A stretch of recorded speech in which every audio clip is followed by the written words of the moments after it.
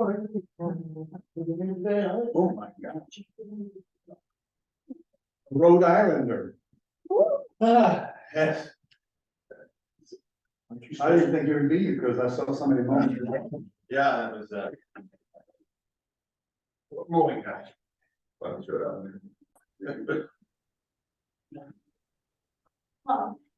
Good morning.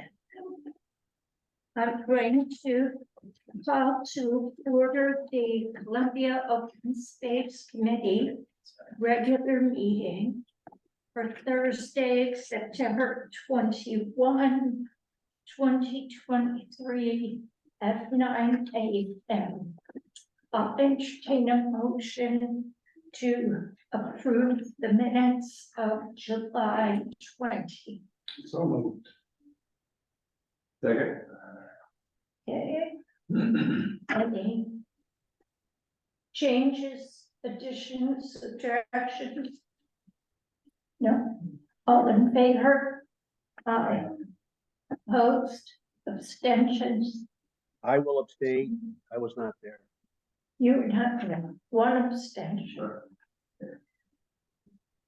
Okay. Audience of citizens.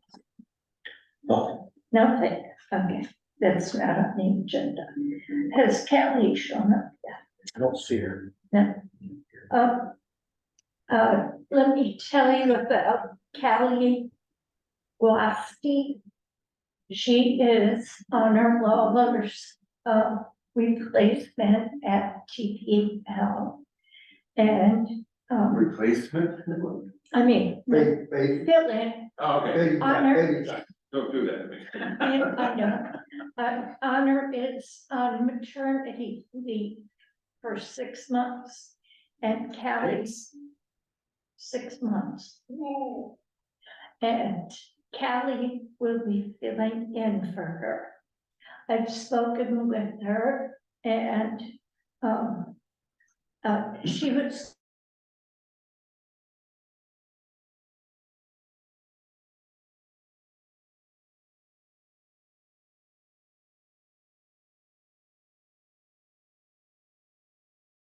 to break her in, bring her up to speed, but she's not feeling well. She said she would attend on Zoom and we take a hike next month. And her name again, please. Callie, Cally, and Guasti is. Oh, just like it says, okay. Okay.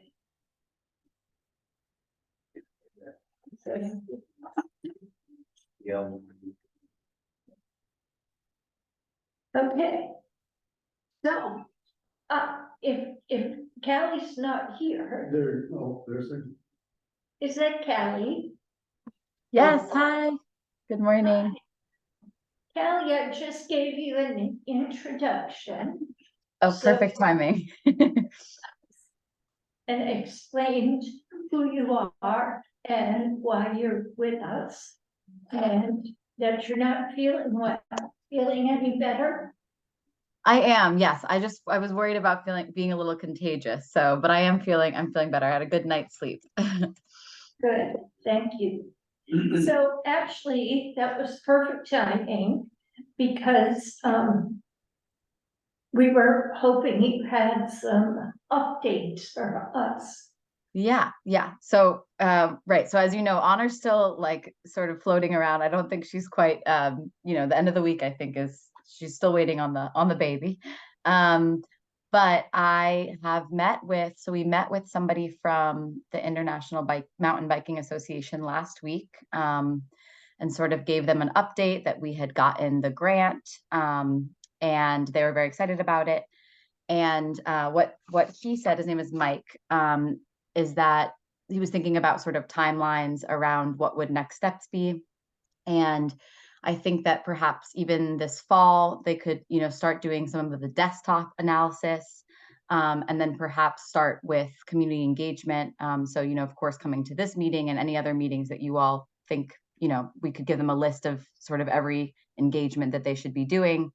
And then I think perhaps a visit this winter, to start scouting the land. But he said that he was going to give me a timeline within the next couple weeks, that I can pass on to Connecticut Deep.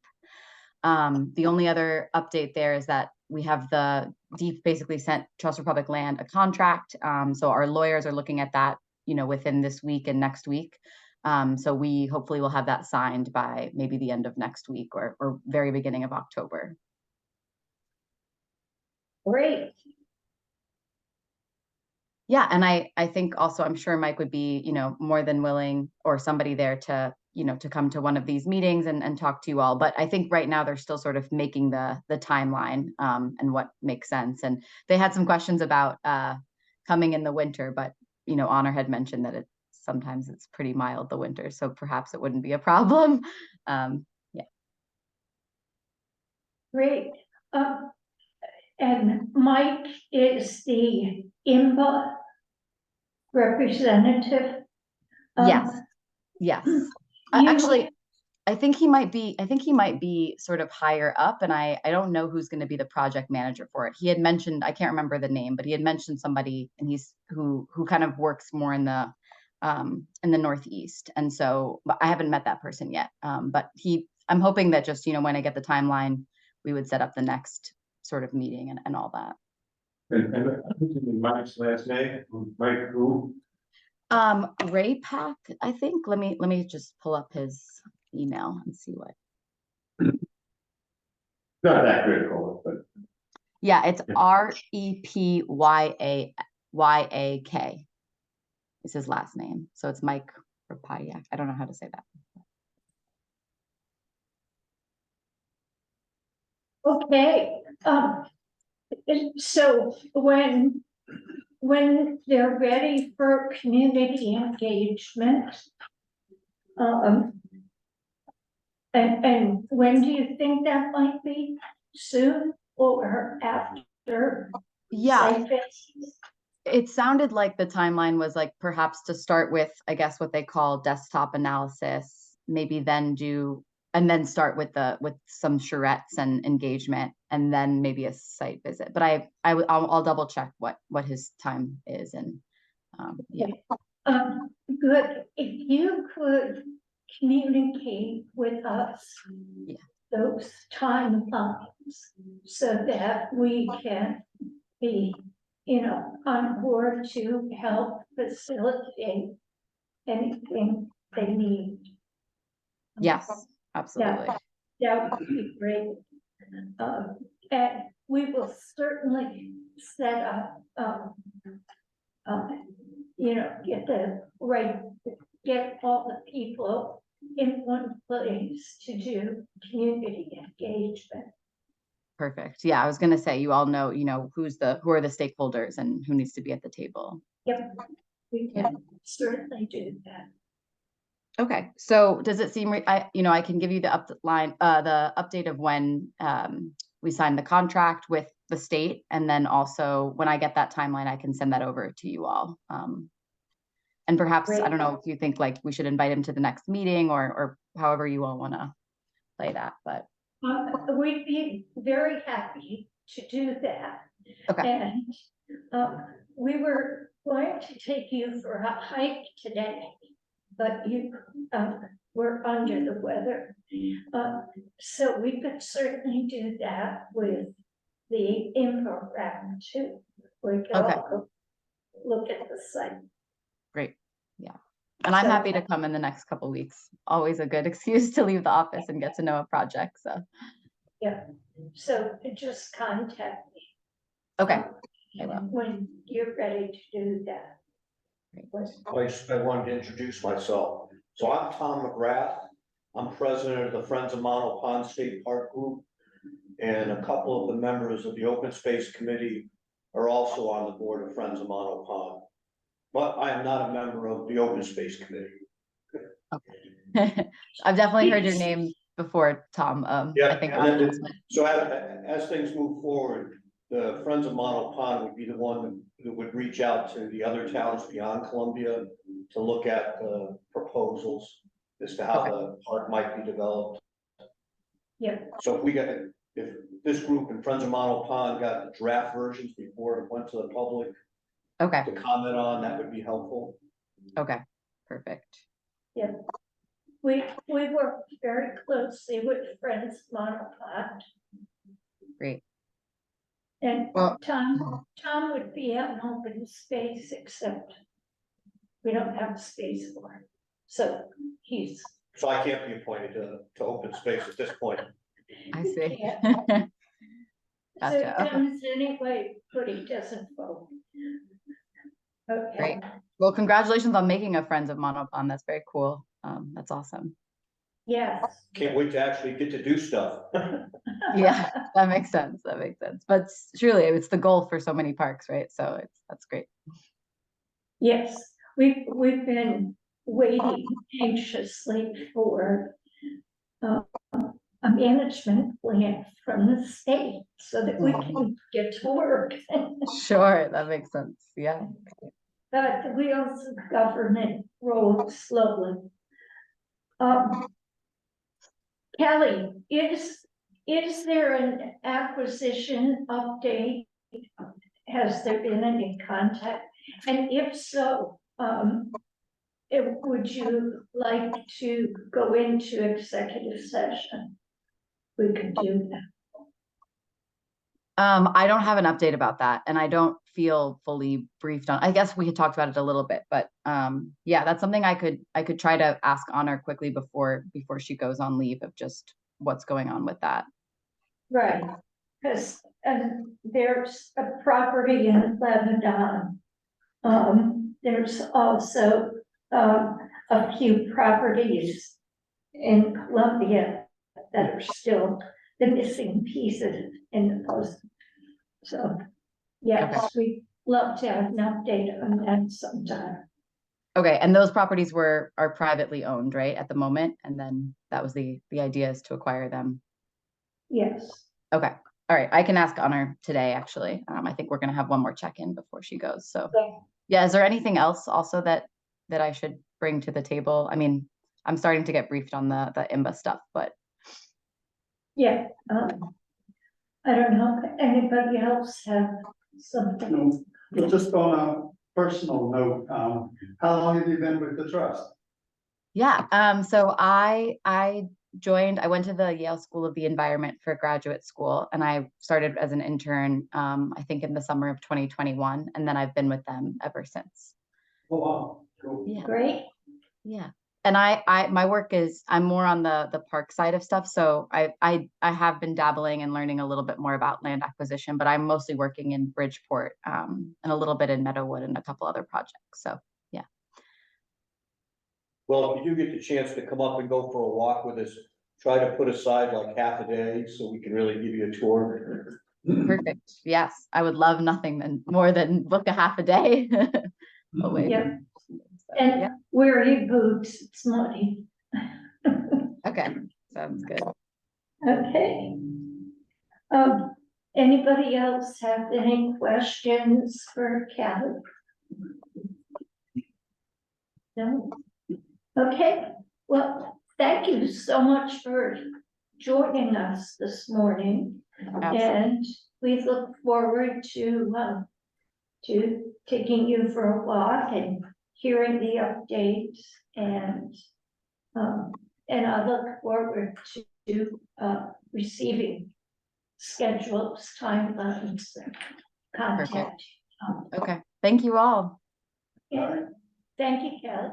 Take care. You're welcome to stay if you wish, but the rest of it doesn't really involve The trust. TPM. Okay, cool. Well, you all enjoy this. Okay, Thank you.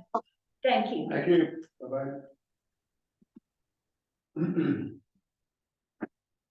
Okay. Okay, so that's good news. Things are moving in Monopond.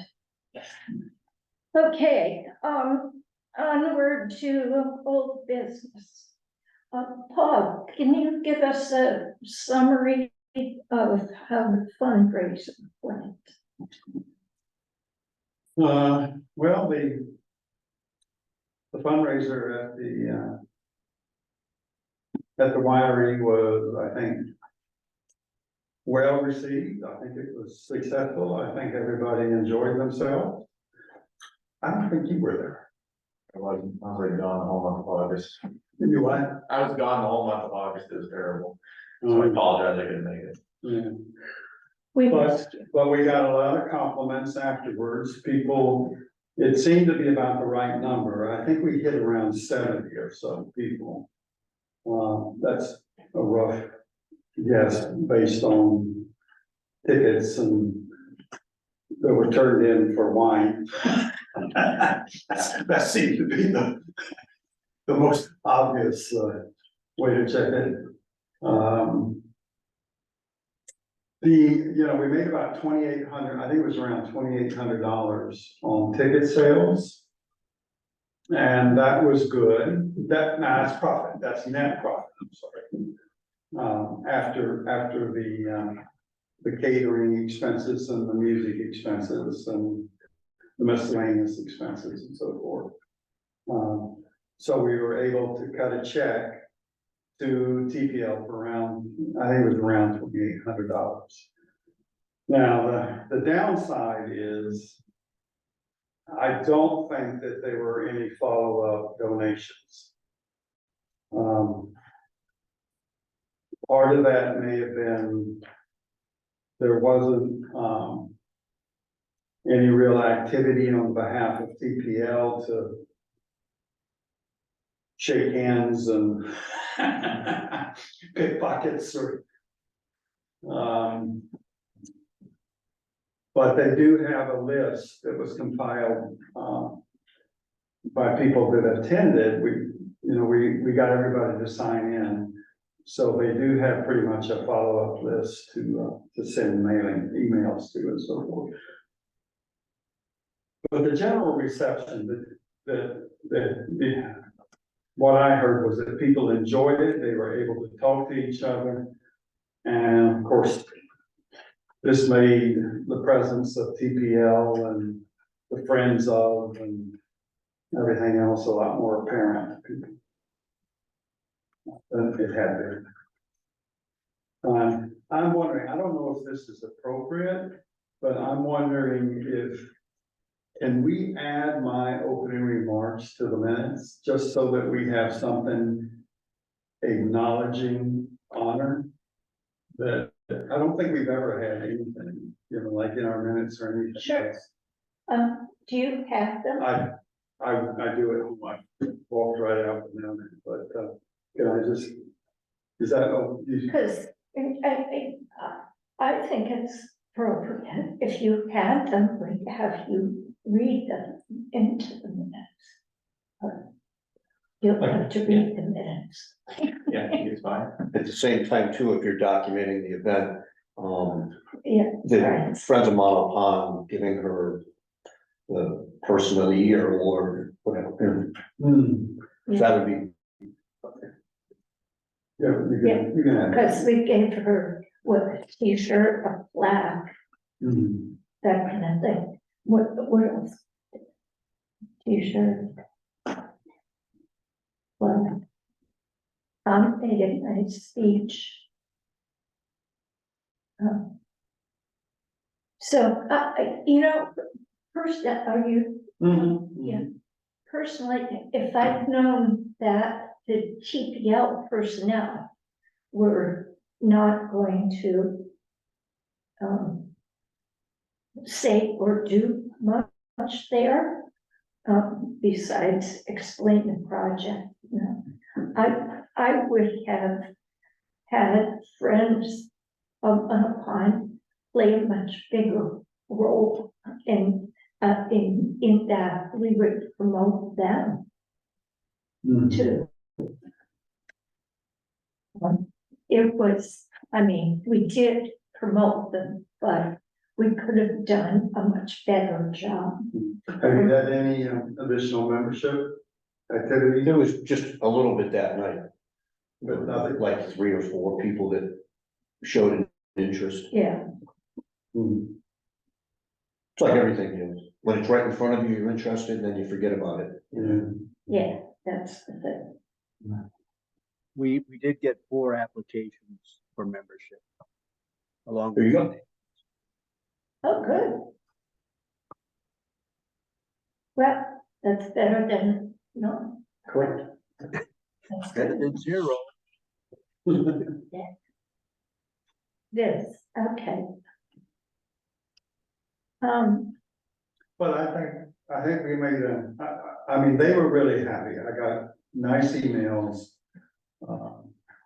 from Lindsay and Honor. And I think they were really happy with the turnout and the event and everything. And I think that that's a big part of it. That Columbia had to show some kind of effort. Yeah, we're looking for that, and I think they were satisfied with Yeah, that very much, so. Yep, maybe. I think too, Kim Bradley being there and Honor and being able to talk in person rather than just over Zoom. Everybody in one room was nice. Yeah. and the other nice part was, we had people there from Lebanon and Hebron. And I don't know, did we have any other? Those were the 2 towns that I knew about. Colchester. I got some of my friends from Colchester Land Trust now. Colchester.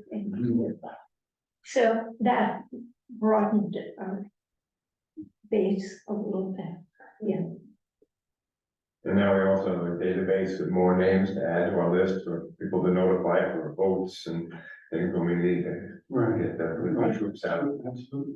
I have plans. So I think it was a big success, and I think there's a report of thanks, because you really put this all together, and I think Right, it worked out really well. yes, and Good work. I would like the minutes to reflect what a really wonderful job Paul did, putting all that together.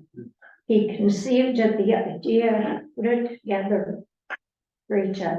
And I also want And to she's rec- retired now. Well, now that you've got it all figured out, you should be able to do these monthly. You can do it again Never. next year. Never again. Yeah, that's. Now you're an expert at it. You learned so much. You can't put away. Know how to do it, and he's, I would happily talk to any young kid that comes along and wants to do oh, we've only got one. I'm not a kid.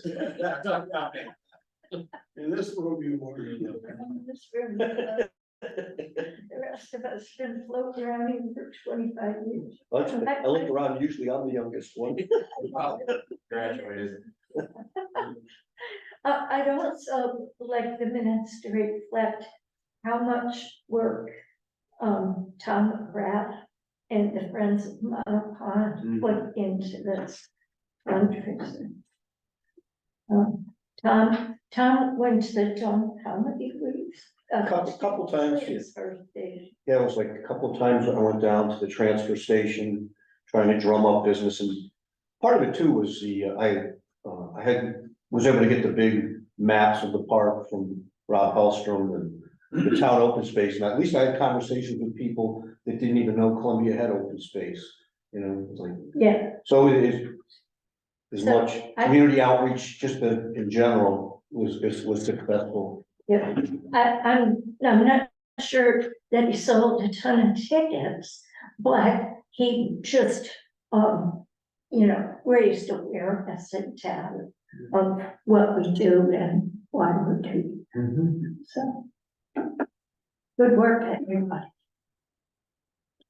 Okay, I'm going to table the next one, two. The next 2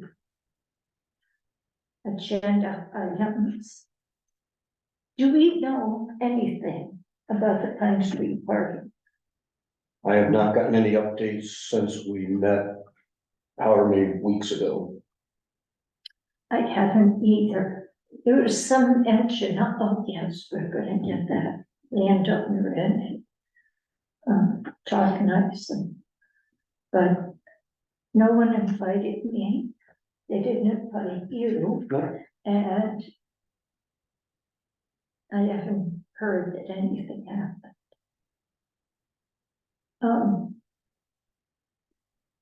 Who's running the Hop River Trail Alliance, or who is Columbia's rep? Is that one? I believe Beth is the primary on that. I had asked to be added to that too, but I haven't seen any Yeah. conversations. Nobody shared anything. So we'll table that one also. The 12-town airline trail alliance.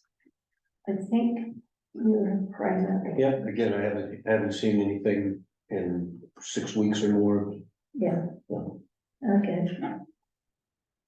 Okay, the Hop River Preserve. I met with Hank Gruner.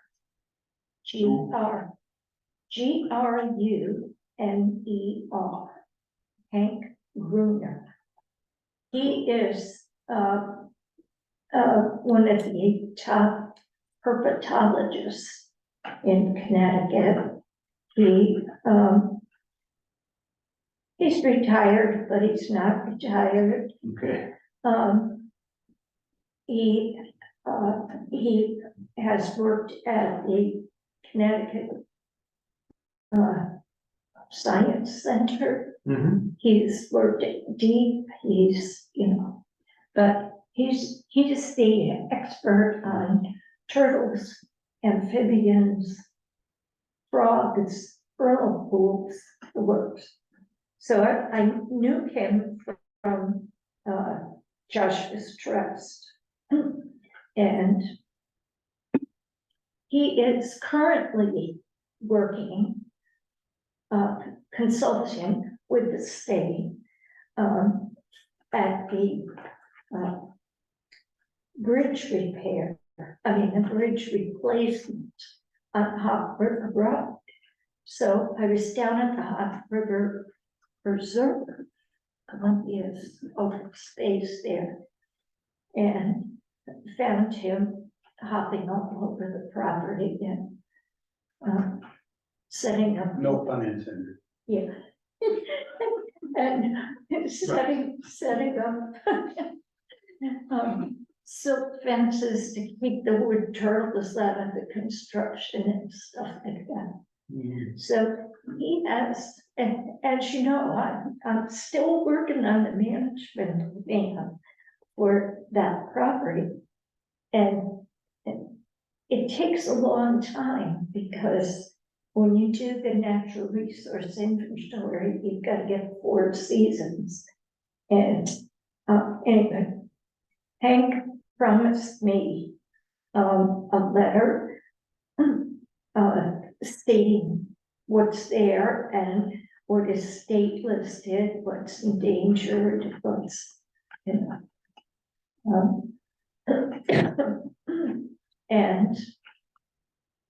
and that will be entered into management plan.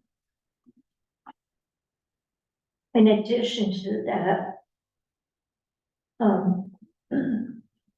Ron, are you still on inland wetlands? I'll be coming to see Yes, you. I'll be coming to see your committee, your commission with Hank's letter. Because he wants inland wetlands involved in the writing and enforcing of not only the management plan for this property, but the one next to it, which of course I have no jurisdiction over, but your commission does. So we'll be networking. Stay tuned. Okay. All right. And Ron, while you're unmuted, tell us what's going on in the Salmon River watershed. Well, like in the 2 months, I guess we've had a couple of things. We certainly had our bi-monthly meeting uh, via Zoom, and they run down a list of accomplishments that the partnership has been involved with. You know, mostly monitoring things like temperature, salinity, wildlife sensing, and internships over the summer. It's kind of interesting what goes on behind the scenes. I mean, Patricia Young is quite the dynamo, wearing several hats. We did do the third leg of our site visits to the various properties involved in the partnership. This one was in East Hampton, where we met with the well, he's not open space director, but he's a town employee who is in charge of the lake and the environment. I don't remember his title. And he gave us a summary, a rundown of what they've done. Obviously, that lake is very much like Columbia Lake and has the same issues, same problems, and that was kind of interesting. Then we went to the Leesville Dam on the Salmon River and got a history lesson on what's gone on there for decades. I guess the latest is that the dam is going to be removed if all goes well. It's already partially removed. There's not much there now. This is a property that I had hiked to. I know friends near there, and real nice woody area along the Salmon. And I guess that's about it all. So, you said dam removal? Yes, I believe this is the Leedsville Dam, which is slated for modification. Now, removing dams turns out to be very difficult in the state, but that's one of the ones that is slated for at least lowering or some modification of the dam. Okay. And that has repercussions upstream and downstream, Absolutely. yes? Yeah. Yeah. And the purpose of altering the dam is what? Well, I can't tell you. I can't tell you for sure what the real thinking is behind it, but it's been going on for a long time. The various modifications. They have some balusters or some way to protect logs from hitting the dam, and those are going to be, they're upstream from the dam, and they're going to be removed. I think it's just part of a general, let's get rid of dams, you know, that aren't necessary. This one serves no purpose at the moment. Oh, there is a fish ladder, which has not proven to be totally successful, but it does have some history of allowing salmon to get up that river a little bit, and that's the one issue that this would be alleviated, of course, if the dam wasn't there. Okay, is the dam associated with a mill, an old mill? No longer. It was at one time. Got it. Oh, it's a great history. I wish I had taken better notes to be able to comment more, but he had pictures. This is why I. Do you know what river it's on? I have a house full of dogs. What? I have a house full of dogs and a worker here, so I have to Oh, unmute. yeah. It's useless to try to talk over them. background. Okay, well, that's interesting because dams are a big issue in open space acquisition. And primarily because of the cost of maintaining or removal. Most land trusts and municipalities don't want to touch them. And that is a huge factor in the Camp Laurel issue. I've heard from other sources that is one of the biggest sticking points in the acquisition there. Is that nobody wants the dam. They Yeah, I remember, don't want to touch it. right, And yeah.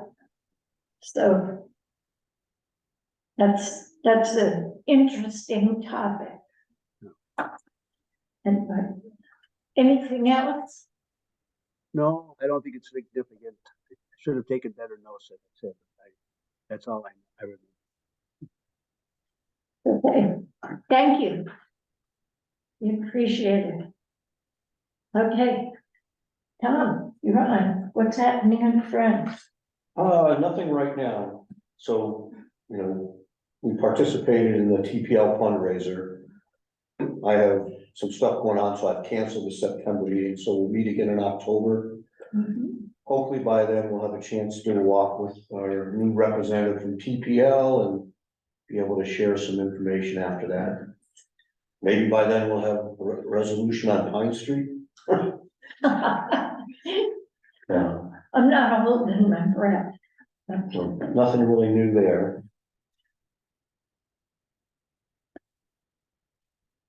Okay. I think, okay, under new business, I think we've covered first one. Yeah. In the round. And so, Justin, tell us what's happening in planning and zoning. A lot of nothing lately, so we haven't had meetings. We're having our first meeting Monday. I had a subcommittee meeting on regulation changes this past Monday, so we just haven't had any business in front of us, so there hasn't been a whole lot going on. The prioritization of the zoning regulation changes has changed a bit. We've had to reprioritize stuff. So originally it was wrapped around subdivision regulation changes, which this would have applied to. Because that's a separate physically a separate document, set of regulations, there's more to it. I'm working with John Guskowski to try to take a different approach to that. Because we don't want to just do one little thing here and then wait 6 months and do one little thing. It's a document we have to go through. So we're looking at other more pressing, more urgent priorities as far as zoning regulation changes, things that are kind of affecting people in real time. So so one of them is minor changes to a special permit which would mainly be for businesses. So like if somebody opened a business and under the special permitting provisions, we said you can only be open from 9 to 5. In the way it's written now, if they want to come back and say, hey, there's no problems, I want to be open from 8 to 6, they would have to go through the entire special permit process again and a public hearing. So minor changes, we're trying to be like, hey, just come in front of the commission, explain yourself, we'll vote on it. The next one is, looking at the list of businesses in a commercial zone that require special permitting. So right now, everything from daycares to funeral homes to a whole list of other things that are really not controversial in a commercial zone require the special permitting process. So we're looking at changing those to more of a site plan, which is a less costly and time consuming process.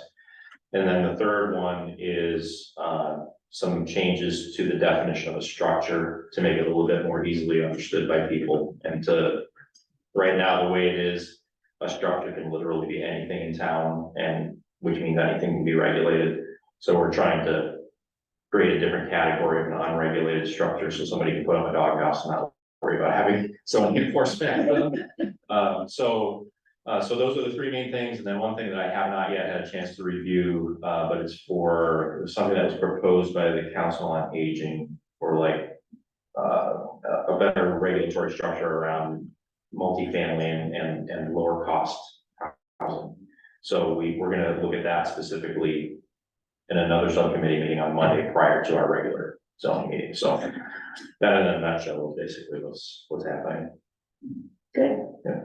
Thank you. It's vitally important for all of the commissions in town to communicate and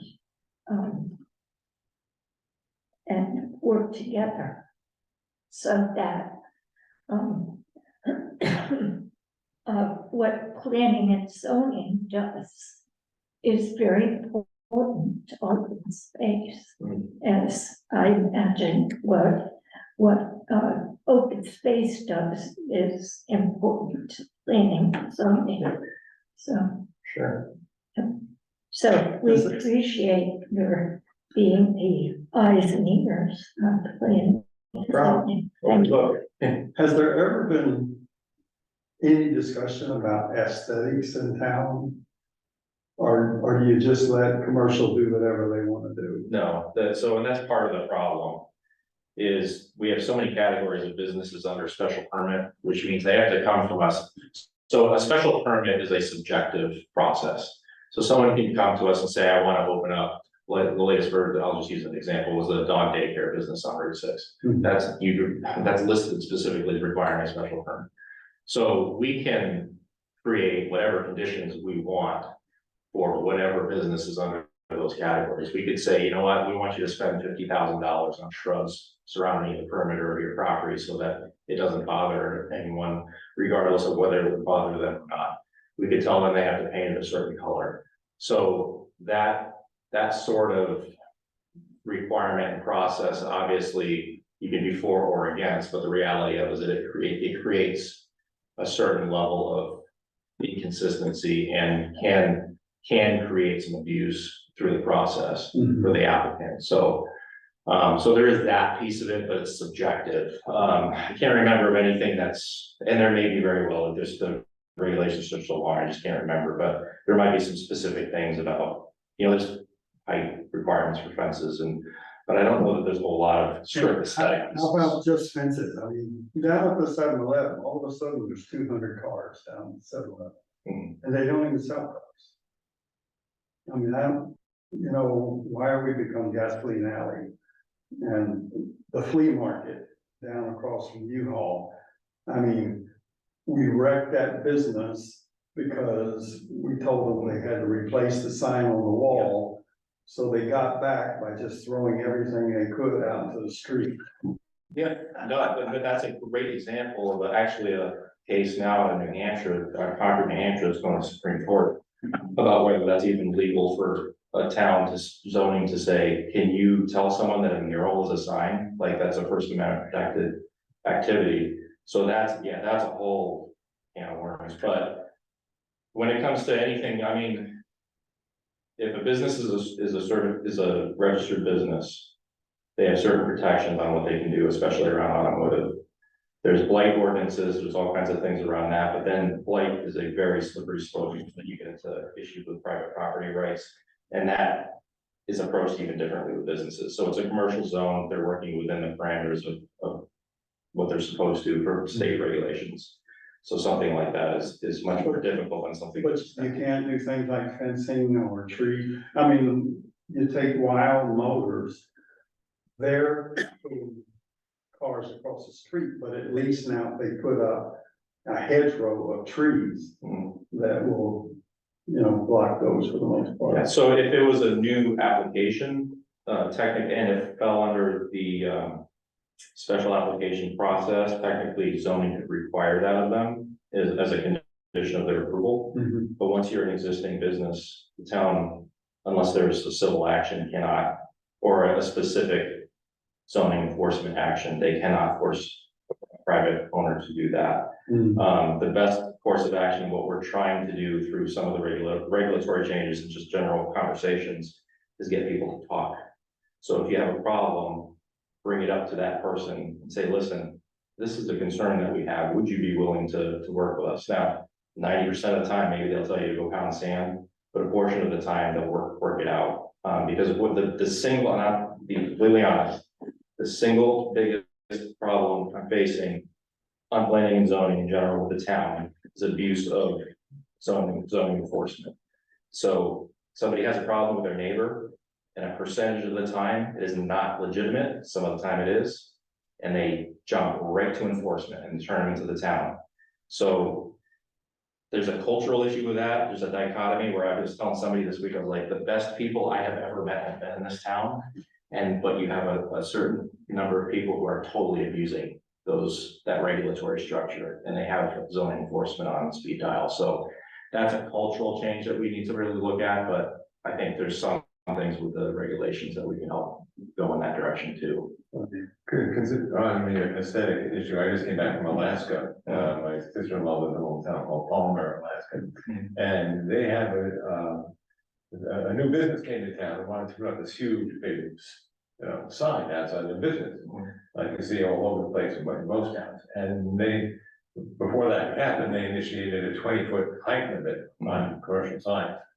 And so now in town, ever since then, businesses have come up, they have nice appropriate size signs that makes it very clear who they are and where they are. But they don't have any of these big giant towers and big billboards and everything. And it really makes the town a lot more civilized and aesthetically just a lot more pleasant. Keeps things on a human scale kind of thing. And that's a neat little regulation to have, keep the blight of big neon signs and that kind of stuff that don't create any more business for the business than a small sign does. And saves the business of the expensive building and maintaining a big sign, and it makes the town a lot more attractive at the same time. That's actually a good point, because we have some of the strictest sign regulations around that. So the aesthetics around signs, actually, in some cases, it probably goes a little far, but it does that. It keeps things within a reasonable, envelope, and we have a lot of sign regulations. So, but it's again, it totally depends on your approach. I'm sure you guys have a hard time believing this, but I'm like, there's a spectrum, right? So there's the libertarian side, the having more of a regulatory side. I tend to be on the more libertarian side of it, but you also have to balance that with, like, you can't have flashing neon signs and no rules at all. So what's the best balance to make sure that we first and foremost protect somebody's rights for their property, and then secondly, making sure that does not infringe on someone else. So that's kind of the approach that we're taking, but we're not short of regulations, that's for sure. And it's not like getting rid of regulations for the sake of it. It's just making sure that they're smarter. That's really all. That's good. Yeah. Good. Okay. Thank you. Yeah, you're welcome. Any other business? Yeah, Yeah. at this week's town meeting, the farm building Oh, yeah. tax exemption got approved, Yes. which will be another way that private open space will be protected. You know what the vote was? Was it close? It was unanimous. Yes. And there was like, the whole town was there. They were so enthusiastic about it.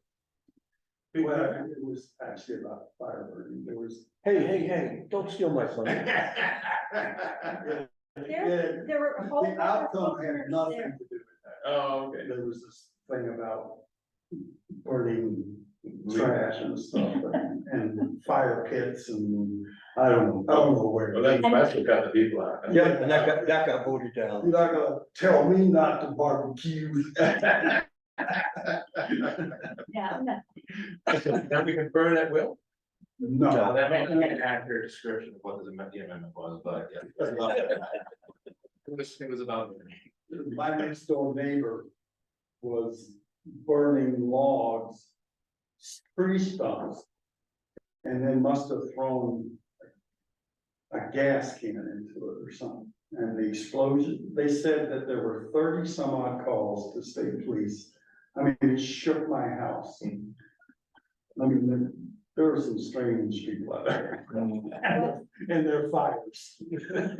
But anyway, the farm building tax exemption did pass. That's good. It did pass, and Chris, you'll remember that we tried to do this about 10 years ago. When I was on conservation, it was a. Yeah, Yeah. and Jim Corso. I hope somebody told Jim Corso.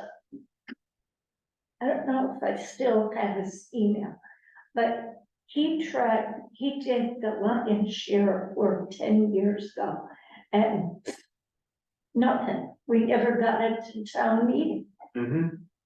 And this time, it was like at Board of Selectmen, there was no discussion, they just said, yes, great idea.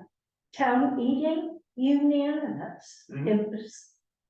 It was good to see, and it's so good, as you said, for open space, because farms, working farms are an open space that we don't have to acquire or maintain. Win-win. Okay. And they're important for the business. So is this now then processed through the tax collector or Mary Valley or? Yes. Who actually The changes the bills? application goes into Mary Valley, into the, what is the title, tax assessor. Mhm. And there's a lot of rules around who can qualify and who can't, and what buildings can qualify, Mhm. so it, And is she gonna have to go out and inspect, or is she just gonna do the paperwork? yes and yes, I mean, that's, a part of the. Because that was A part of it was that they have a right to go and inspect. Yeah. Cause They do, but they have to be filing farm equipment, farm. it has to be, so farm only, agriculture only buildings. Yeah. And they also have to turn in their, their books. They have to be making or losing a certain amount of money. So if you've got half a dozen chickens in the backyard, probably you're not gonna qualify. But if you've got 100 chickens and you're doing a brisk egg business, you'd be, You were, yeah. And assuming you weren't sleeping in the chicken coop. or parking your Mercedes in there. That's right. Exactly. So we were very, very pleased to. And the other thing I think we talked about before was the Board of Selectmen had approved the posting of the right to farm community signs, and I'm kind of spearheading that, and I've got a couple of estimates from different vendors, and now I have to go back to Mark Walter and as to the proposed locations where we want to put them, and so hopefully in the next month or two, we'll see them starting to spread like around town. How about the gates that got stalled out? The gates, And modify. Yeah, well. there's a lot of different things. I mean, we got a new public, we got a new, Yes, if we have someone new that's gonna be working in public works. yeah, he's the new crew chief. Right, so there's a number of items that, not just. There's a number of different things that haven't gotten done this year that might get done in the future. So what I'd like to do is, there's a number of commissions, committees and stuff, get together with the new person from Public Works, Beth, Mark, whatever, and talk through the whole thing. How do we want to communicate? How do we prioritize our stuff? What budgets does it come out of? All that kind of thing, so that we're all on the same page, kind of manage expectations, because some of the expectations that I've had haven't been met, Mhm. so. I think they were trying to get all these culverts done before Andy retired. Yeah, but they had the culverts, we had an incredible amount of rain this year that caused all the problem. I mean, it's like, there's real reasons why things got pushed off. Yeah, but, they ought to be able to live somewhere. Right, I think that's where we need to get different committees and commissions and paid staff in a room and say, okay, this isn't working. How do we make this work so everybody's happy? Mhm. So when I send you an email, you actually respond when, even if the answer's no, You're asking a lot. I know. Yeah. Well, part of it too, this whole thing where we created this position under conservation as conservation monitor, which now is a part-time position that I'm doing some of the work because we He did. gets a paycheck. So I'm kind of, but the reason it was created is because we weren't getting the necessary, what we thought was necessary response from DPW Right. to do things in these satellite places around town, Mhm. so. And Tom was doing all the work anyway. Mowing, the farm and smoking, the roof. Hot River. Hot River, I mean, have one or good travel. Which is, when you think about it, that is a huge asset for the town. And if he gets hit by a bus. I know, and keeps reminding me, you're not gonna live forever, you gotta find your replacements. So I mentioned that to the executive farm, I said, just to let you guys know, I'm not gonna live forever, so somebody else. can Right, do that. I said so. Yeah, But I'll reach out and get that set up. And to try to figure out what, all these different things, it's like, yeah, we need DPW to do something at Hop River, we need to do something with Monopond. Do they understand that there's management plans and that they're required under their budget to do some work and then, all that kind of stuff? Because I don't know that I don't think everybody's sat down in a while to talk that through. I doubt seriously that they're even aware of management plans. That the Board of Selectmen approves with things in there for DPW to do. So there's a disconnect there. The Board of Selectmen approve them, but they don't tell DPW. And then DPW doesn't include it in their budget or their staffing. And then they're asked to do more than what their budget and staffing allows, and Right? so, And then yeah. it gets dumped on top. So this would be a good time to do it, get together with them before we start the next budget process. Good thought. Yep. Okay. Anything else? Mhm. That's it. Good. Look at that. Under an hour. We are adjourned. Recording stopped. So are you